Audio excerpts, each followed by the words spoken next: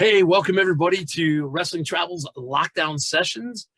Today we are brought to you by our good friends at Wrestle Merch Central. Please check them out at WrestleMerchCentral.com.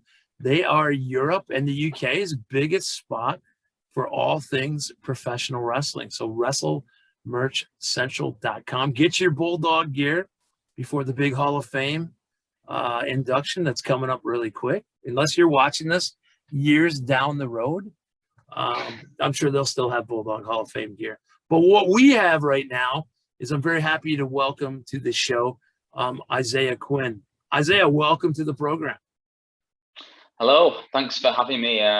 It's an honor to be on the lockdown sessions. You know, I do see them about on social media, so it's nice to be involved in one. Hopefully you're a subscriber and a guy who gives the interviews a thumbs up. That's what we like to hear. Gonna have to do that actually. There's a chance to sell it. Yeah, of course I am. Everybody else. Yeah. No, but hey, welcome. We it was just nice. You were I love the world of pro wrestling, but I don't know everybody. So I put it out on Twitter. Yeah. Name some people that you'd like to see a lockdown session with, and your name comes up, which is awesome because now, you got people looking out for you. People want to hear from you. That's got to be a good feeling. Yeah, that is always nice. I think it is like in a sport where it's kind of, or business where it's kind of every man for themselves, every person for themselves. It is nice to have people look out for each other. You got to kind of do that to get by. Otherwise, you're not going to make any lasting relationships, are you? So it was nice to see that. It's always nice to be kind of recognized and, you know, mentioned on social medias. It would have been nicer if they would have said, get him on the Jericho podcast. I know, but hey, you get what you get. Equals, man. Yeah. Awesome. So let's start the lockdown session. It's about a year. Well, we're coming up on our 1-year anniversary. Obviously, the name kind of tells you what it is. It's the lockdown session. Yeah. So we'll get into how this past year has been for you. But I want to start at the beginning, which I always say is a great place to start. Yes. How long have you been in the professional wrestling business, and where did you break in? Who trained you? I think now, gosh, it must be going on 7 years, maybe now, maybe even a bit longer. Started out at Grand Pro Wrestling in Wigan, and I was trained by Johnny Brannigan, who's the owner of Grand Pro Wrestling. Way back, I'm sure I want to say it was 2013. And from there, just kind of, you know, honed my skills, moved into other training schools as well to kind of learn from different people. So they're now called Pinfall. It used to be called Wrestle Pro, the academy there, trained by Sam Bailey there, and then moved on to kind of Future Shock as well, where Sam Bailey's the head trainer. Yeah, so kind of started up in GPW, and that's where I kind of cut my teeth, I guess. Where's GPW located? Just so I can get my map of the UK. So Wigan. So it's kind of, if you're Manchester and Liverpool, it's kind of not quite in between, closer to Manchester than it is to Liverpool, but it's on the edge of Manchester. Okay.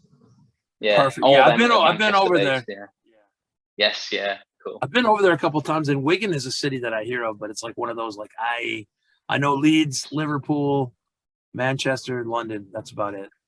Yeah, Manchester, Greater Manchester is like the borough, and Wigan is part of Greater Manchester, but it's right on the kind of, it's right on the outskirts of Greater Manchester. So I'm gonna make a lot of people unhappy here and say, my first ever trip over to the UK, I was really excited to hit London because I grew up watching a lot of British comedy is the best, and in my household we watched a lot of BBC comedies on PBS, so I really look forward to London. But I started off in Manchester, and I say the further north I went, the nicer people got, because London to me was like kind of like New York City. Everybody's a little bit standoffish, and go up north. And I gotta say Manchester is one of my favorite cities to be in.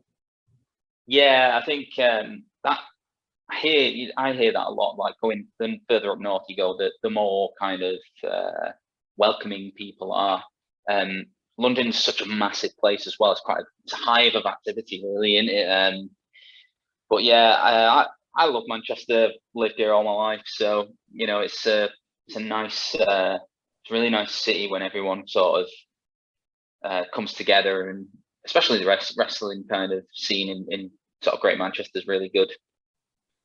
Now, this is way off the wrestling topic, but have like British programming, is a lot of it done in Manchester?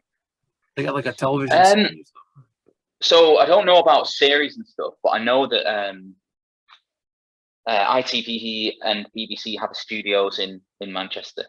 Okay. So, but I couldn't tell you what is filmed there. I know I think a lot of local news and stuff like regional news is filmed in there.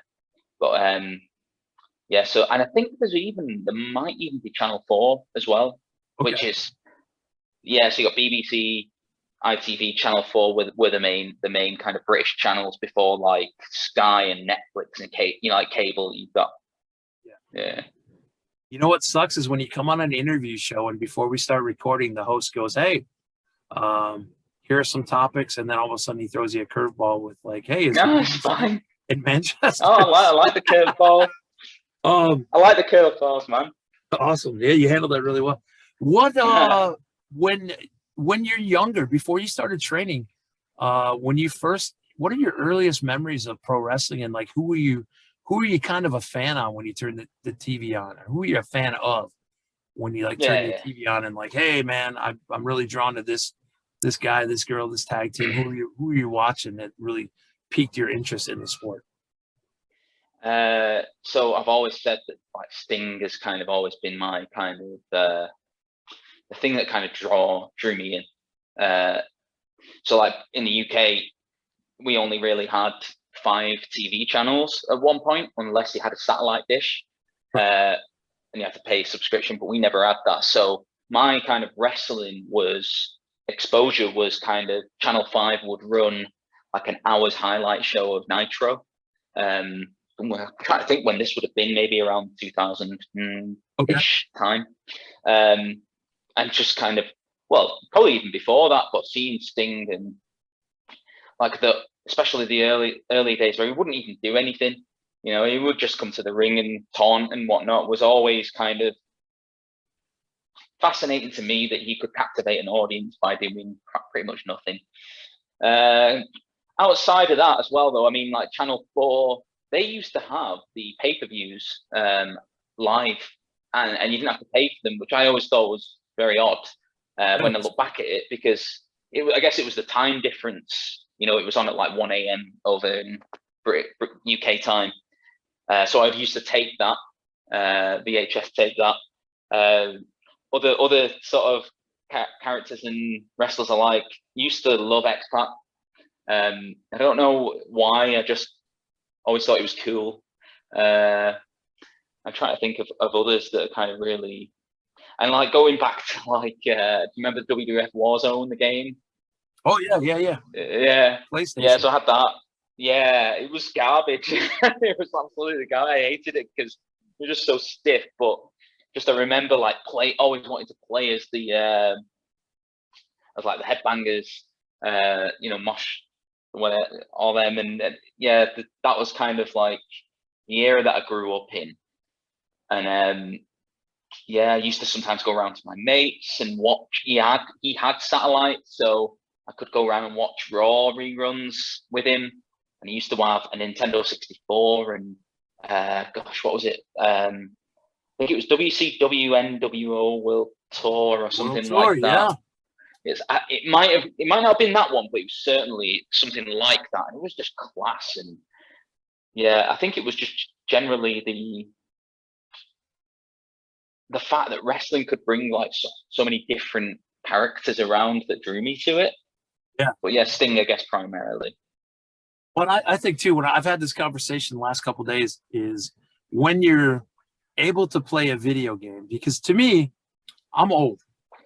So I got what I was watching on TV was I had 3 channels. over here, and I watched the American Wrestling Association, the AWA, and then WWF was on. But when I've done these interviews, some of the people I said, hey, I asked them the same question. What was your first intro? And a lot of them would be like, 2006, and it was on PlayStation 2. Like it wasn't even, their introduction wasn't even anything on TV, which I'm old. I'm like, wow, to wrap my head around that. But I'm like, it's cool to see the different avenues that everybody has taken. But Yeah. talking about video games, we all grow up as, I won't say all because somebody will be mad at me, but as young boys, that superhero thing, like Superman, Spider-Man. Yeah. Now, professional wrestling, especially when you're playing it as a video game, it makes sense to me. These are superheroes, but this is an achievable thing for us as young boys. Like we can grow up to be in the same avenue as like a Sting and stuff, which is super cool about our sport. Yeah, it is the closest thing you'll get to being a hero, isn't it? Yeah. And I guess, you talk about heroes, then I guess you could draw comparisons to from Sting to Batman in a way, especially like when I remember when like Batman Forever came out, it was aimed at kids, but there was still that broodiness a little bit, just obviously not as dark as the predecessing films. But like, yeah, I guess you could probably draw comparisons with wrestlers to certain superheroes, like who would be Spider-Man, I don't know, but Daniel Bryan or something. But yeah, it is like the closest thing you could get.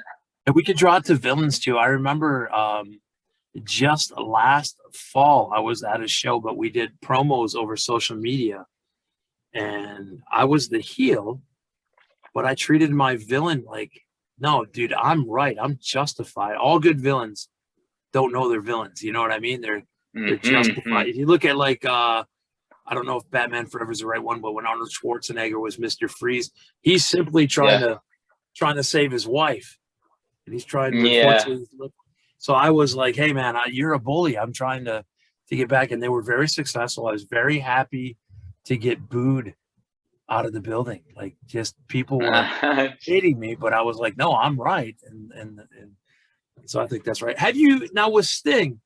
You're jumping in on the quote unquote Crow Sting. Have you gone back and watched some of Surfer Sting, they call it, in the 80s and stuff, and that character development? Yeah, I've gone back, revisiting that side of thing, and I think he does sort of like, he keeps a lot of his kind of moveset in a way, but it never really was the Sting that I was kind of attracted to, but but it does kind of show how the depth that he's got in order to sort of play, like different roles.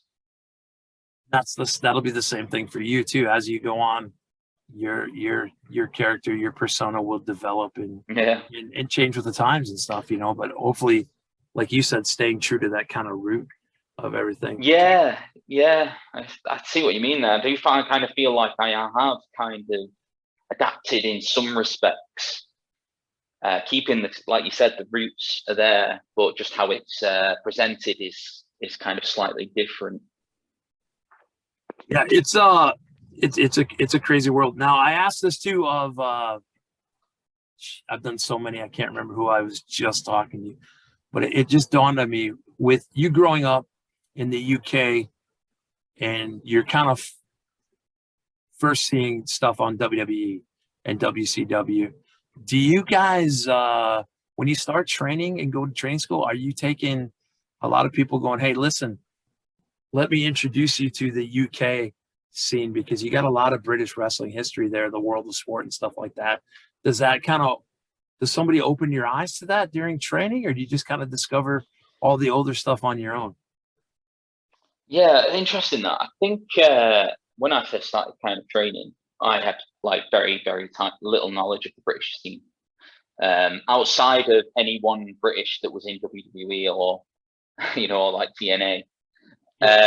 So the journey of me beginning to be a wrestler also involved the journey of me discovering more about the British scene. And yeah, you would get kind of recommendations from people. But it was a kind of a journey that I kind of created for myself, in terms of finding out, more about different talent. Yeah, different talent, different promotions. I know here until WWE Network just recently switched over to Peacock, which is gonna kill all the classic content. So I'll be back to YouTube. Oh no.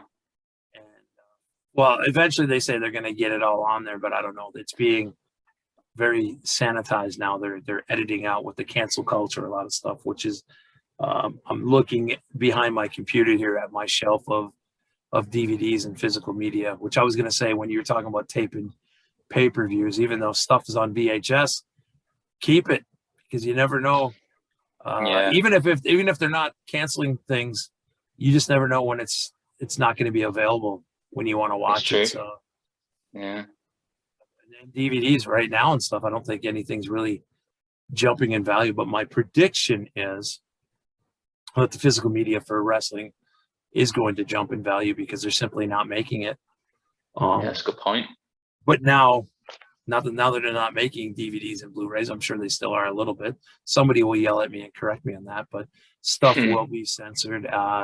WrestleMania 24 was recently taken off the WWE Network for like a music copyright, and that they had to take it off and then redo it and put it back on. And you know how that is. You go watch something and now the music's different. It just doesn't take you back. So I always recommend. Where was I going on that long rambling statement? Basically, I don't know. British wrestling. Yeah, no, it's your YouTubes and stuff are very invaluable, but now your physical media. TNA Boot Camp, that was something we kind of touched on there. I loved watching TNA in the mid 2000s. Two girls, ladies in Manchester, who I had on the show very early and who I dearly love and respect, the Blossom Twins. And we talked about they did that, but they were right in. They talk about the women's revolution being later, but TNA, I don't know if you watched it. Yeah, they had it. But ladies wrestling was killing it. It was, they had a really, really good, like strong. It's knockouts, isn't it, in TNA? Knockouts division. But it was, a lot of people. I don't know if people remember that, but I used to remember when it shifted to NXT, and it was like, okay, like NXT has the best sort of women's division, but like TNA were doing it prior to that. I would turn that on and go, man. I look forward to the ladies wrestling once I saw it, because like they are, dare I say it, like I'm more into this match than the guys, which was weird. And they were doing, it's International Women's Month. What they were doing, so I feel good, and I talked to all the ladies I have on it, is treating the women like athletes that they are. They were gifted athletes, and it wasn't the and now thankfully we've got past this. It's not the pillow fights and the bra and panties match. It's the women kicking ass, and TNA was on that before anybody else, despite whatever that name implies to the layman, that it was just kick ass. Now, I started doing this about a year ago, as I mentioned, because of the lockdown. So right around over here, the end of February, I thought I was going to get stuck in Toronto, Canada, because if you go back, remember what a trying time it was about a year ago. We didn't know what was going on. We didn't know what was happening. I was afraid I was going to get caught in another country. Everything shut down. When was your last match before the actual pandemic hit? Do you remember? Did you wrestle in February or March of last year? I did, but I just can't remember who it was. There's a few that it could have been. It could have either been Future Shock, and that would have been a tag match with me and Kevin Lloyd against Chris Egan and Danny Hope, two British kind of stalwarts in the Northwest anyway. I've been doing it for a long time.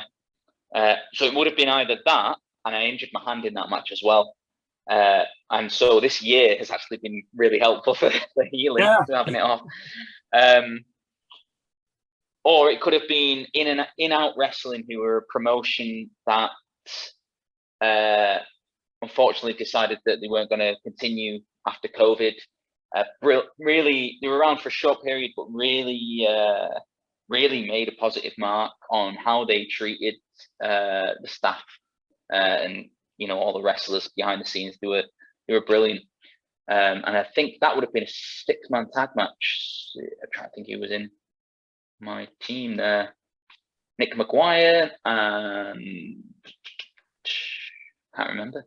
Oh, Rick Marcus. I think it was Rick Marcus. Yeah, against Alex Boylan, Dynamite Lee, and the Welsh Rabbit. But so that would have been over March, beginning of March, end of Feb. Yeah. Now, I know the UK scene has been this last year a lot different than the US scene. Here in my home state of Wisconsin, we could start running shows in June, and people did. But some states still haven't been running shows. But I heard there was shows here and there that popped up over the year over in the UK. But for the most part, you guys have been really locked down or shut down. But have you? How long did you go without a match, or has it been since March you haven't been back in the ring? No, haven't. I think I went training to a training school once when they loosened up the first lockdown that we were in, but it just didn't feel right in terms of knowing that COVID is still rife, and obviously it was, because we went into lockdown God knows how many times since. But yeah, I've not done anything wrestling based since, in terms of ring work. Yeah, I was gonna say you guys are on like lockdown 17. Yeah, something like that. And it's very similar here, but what's weird is state by state, everything will differ. Yeah. So and into a lot of shows that run safely, there's been a few bigger known shows that have not run safely, and I just worry about somebody ruining wrestling for us, because wrestling basically, when you go back to a year ago, we're in a very the dark ages, I call it, because all sports stopped except for pro wrestling on TV. WWE and AEW were able to continue, which is great, because and now I look at, we're in the middle of March Madness, the basketball tournament over here.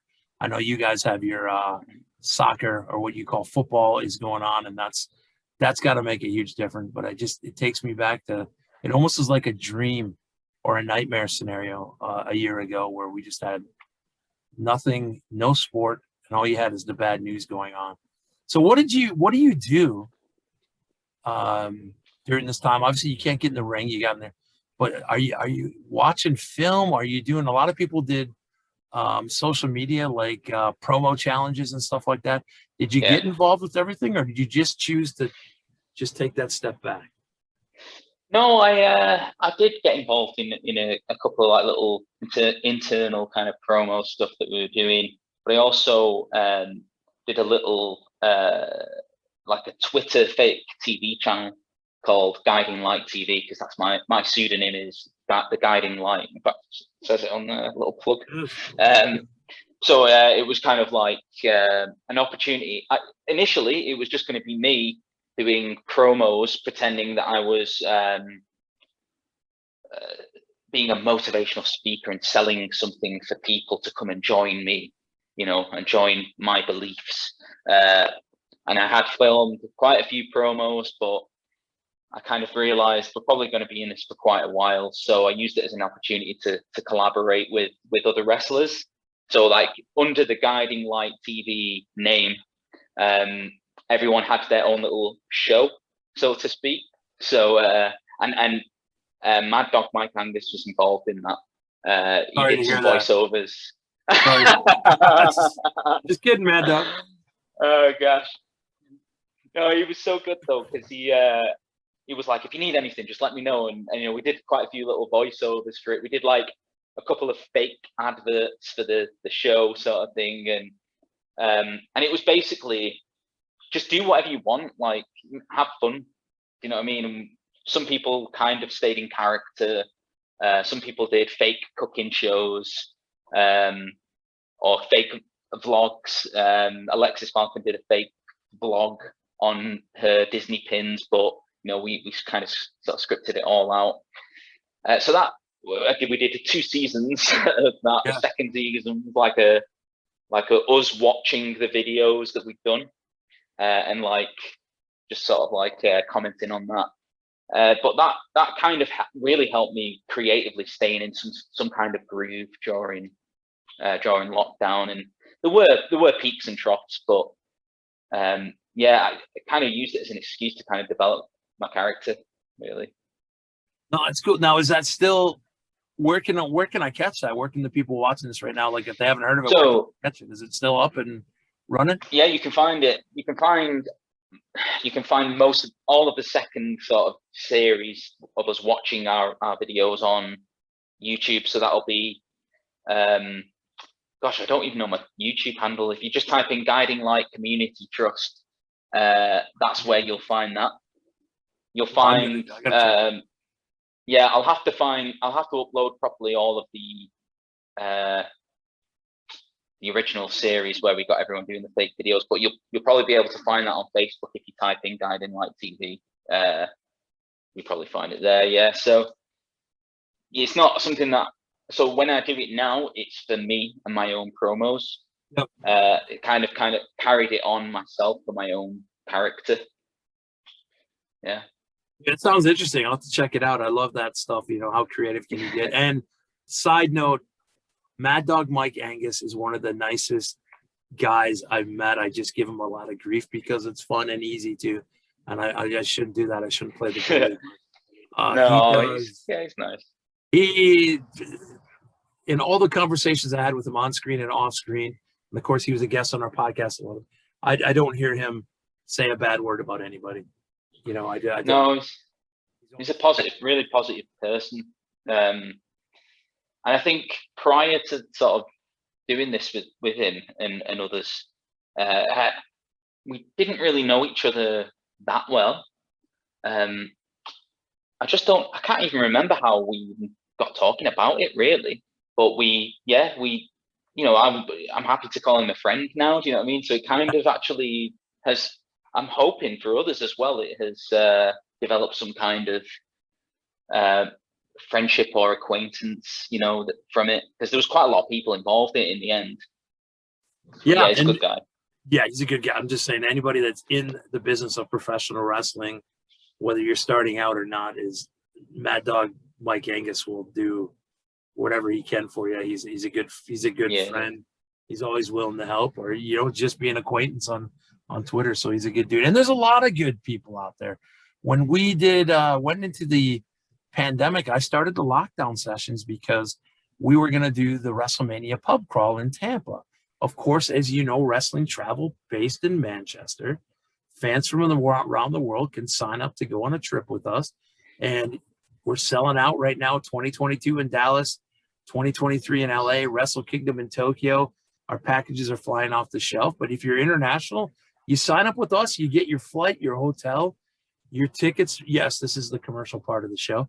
Your tickets to WrestleMania and everything. And we have special guests, special parties, special events going on. Really, your once-in-a-lifetime experience that is hopefully something that you want to do more than once in your lifetime, especially when restrictions are limited. But we started doing that. Obviously, Tampa Bay got canceled last year, so I said, what can I do to help out professional wrestling? And we started doing these interviews and started doing these lockdown sessions. And we raised wrestling fans in the wrestling community.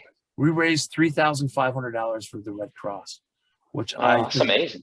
It's amazing, awesome, because people always seem to kind of look their nose down on our profession and what we do and our fans. But at the end of the day, when there's a charity event or somebody needs some pro wrestling and the pro wrestling fans, now, hey, we got our bad apples. both. Oh yeah, But for the everything most does. part, people bend over backwards to help out each other. That's what I love about pro wrestling.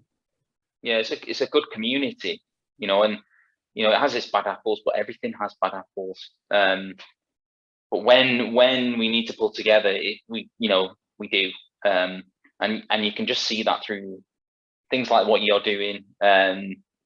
Charity-based shows that raise money and awareness. It's just there's not much like it, really. No, there's not, because everybody. How do I say it? If you get to your, and I don't know how it is in UK, so I don't want to speak for it, but over here, when you get to your NFL and your Major League Baseball, they're all big names and stuff is kind of done. Some charity work is done just to get the cameras there and lights on them. But when you get to the smaller time things like the minor league baseball, independent professional wrestling, but even professional wrestling up to the top, like your John Cena's, they're doing their Make-A-Wish, and they're killing it for charities and wanting to help out. And that's what makes me proud to be part of it, that community. And it makes me proud to be able to do this and be able to go ahead. Let's take this. And now, granted, everybody and their brother has started a podcast or a Zoom interview show. So I'm certainly not the first, and I'm definitely not the last, but it's nice to be like, hey, we got a little bit of traffic on our platform. Let's get somebody like the guiding light on here. Let's find out a little bit more about him and what he's doing. Now, what does it look like? You're going to have to brief me, because it changes all the time in the UK. Has your prime minister, after June, you guys are going to be able to open up? So has there been shows scheduled? Are you looking at dates already, or is it still, let's just wait and see? Yeah, I think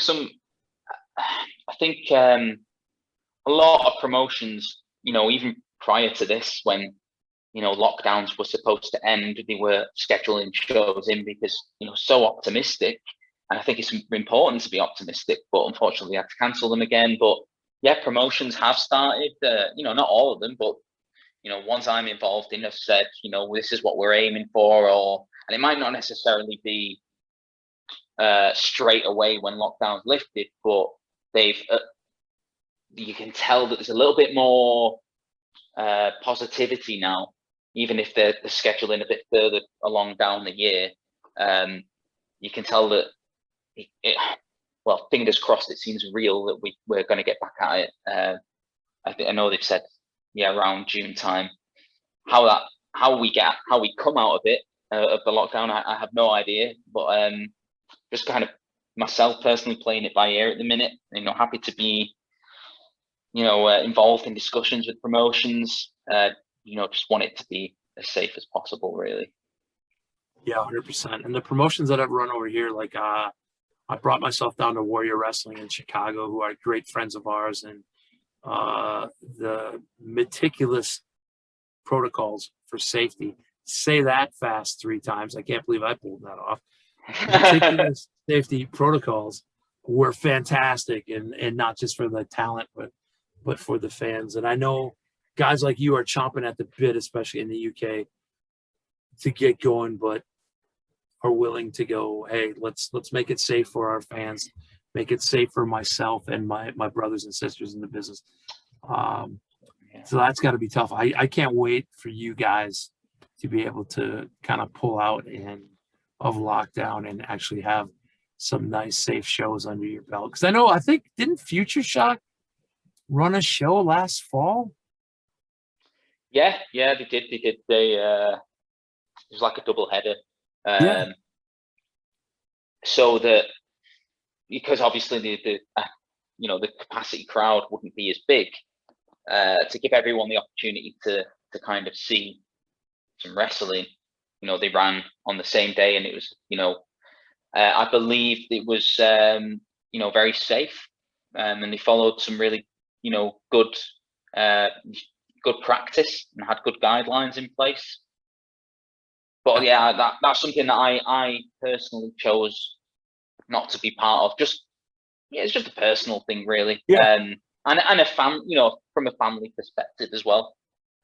Yeah, 100%. I mean, because even when we come out of this lockdown, it's a scary prospect, because we don't know nobody real obviously if it was understood, we would have definitive things in place. Mm. Last few questions here as I wind down and try to keep this interview under an hour. You you got to be looking for, actually, back on the lockdown. It's almost going to be amazing for you when the lockdown is lifted, just to get into a training ring and shake off some rust, isn't it? Oh yeah, mate. I mean, it's got to the point now where I am really eager to, and with vaccinations happening, for my family and whatnot, it just seems a little bit more, like a bit more of a sigh of relief. So, I'm almost kind of ready now to kind of get back in ring shape. Yeah, 100%. Yeah, it's gonna those first they always hurt to some extent. You just get used to them, but those first few bumps are gonna be Yeah, not looking forward to them. Have to wrestle you're smart. gonna have to build up the rope rash and everything. You're gonna have Oh to yeah. get back into it. So it'll be fun. In your, I'm able to call it a young career because I'm old. But do you have, before it's all said and done, and this is a tough question. It's like asking you who your favorite puppy dog is. And just a disclaimer, I'm putting you on the spot. So anybody that it gets left out of this list, I want them to know I put you on the spot. And I'm sure you've made the list, but shorten your list up. Do you have a bucket list of a few guys that you'd love to step in the ring with before it's all said and done? And they could be guys that are on Yeah, TV or guys that are in your local scene, but give me a few names that yeah. you haven't been in with. So British scene, Joey Hayes. He's just I don't know how he's not been signed. To be honest with you, he's a fantastic talent. I've been in the ring with him in a multi-man match before when I was very green, and it was a great experience being backstage. So he's definitely one-on-one. T-Bone, from the NXT UK, Yep. top guy, and I've learned a lot of him. I've had some training sessions with him before in the past. They're two people in particular I do want to face. And I do have others, but like you said, you've put me on the spot here. They were two that I could think of straight up, but there's a lot of fresh young talent coming through. You look at guys like what Future Shock are doing in TNT as well. It's got all these young names, and they're all different kind of types of wrestlers, and it helps, doesn't it, with when you step in the ring with different people and different styles. It's going to help develop you. So yeah, I mean they're a couple, and I don't want to say any other names because then it's like, I said it, you said him, why didn't you say me? That's the thing. That's the tough one. I won't ask you the a lot of people like me to ask who's on your Mount Rushmore, like your top 4 wrestlers of all time. But I know what happens. You're afraid you're going to leave off, and you get to your top 3, and that last one takes like 20 minutes to answer because you're like, yeah, you don't who know. got to leave off? So I'll save you the pain on that one. Okay. When last 2 questions here. We're a travel company with wrestling. We're big fans all over. Have you gotten a chance to wrestle outside of the United Kingdom in your career yet? No, I haven't. It is something I would like to do, but yeah, just never had that opportunity. I think it is something that I might look at pursuing, in the next, few years when things are getting back to normal. But yeah, it is something. There's a lot of cool promotions out there, and I think it would be a nice thing to cross off the bucket list. Yeah, I want to, as things open up and get safer, just with my position and our company, try to help facilitate guys from the U.S. going over to the U.K., guys from the U.K. coming over to the U.S. Just having a fun talent exchange. So I'm going to thank you right now for joining me. I do have one more question for you, and it's the most important question I ask on any interview. So I thank you for your time, and I hope that we can catch up once things get normal. Once you start wrestling, I'd love to catch up with you again and be like, hey, what has it been like, that journey back? You could probably almost document it on your guiding light, like, hey, what's it like getting back into the ring and stuff. So my final question, is please tell us where we can follow you, the fans, on social media. Do you have merch for sale? Please pay attention when people follow you on social media. Hopefully they go, hey, let's buy a ticket when the guiding lights in my town. But please drop all your socials for our fans, and where they can buy some merch if you have some out. Yeah. So you can get me on Facebook, Instagram, and Twitter, and they're all the same handle. So it's at Guiding Light IQ. And you can buy a brand new T-shirt that I released last week for pre-order on my Big Cartel store. So if it's just Isaiah Quinn's Big Cartel store, if you follow me on Twitter, the link is in the bio there. Yeah. So hopefully I'll have some traffic on that site when this is released. We'll do what we can. We'll release this and tag you in there, and then hopefully get it out next week. And hopefully people, please, if you're watching this, please subscribe and like our YouTube channel. But make sure to go to the Guiding Light. Look up Guiding Light Community on YouTube and get a hold of Guiding Light Community Trust. Yeah, Community Trust. It sounds like a very, very entertaining. I actually can't wait to kind of jump in and check that out because it sounds fun. Wrestlers just entertaining and each other and the fans. So we cannot thank you enough for joining us. Like I said, I verbally have you committed to a second once the world opens up. Yeah. I've already got your verbal commitment to another interview, but thank you so much for joining us today.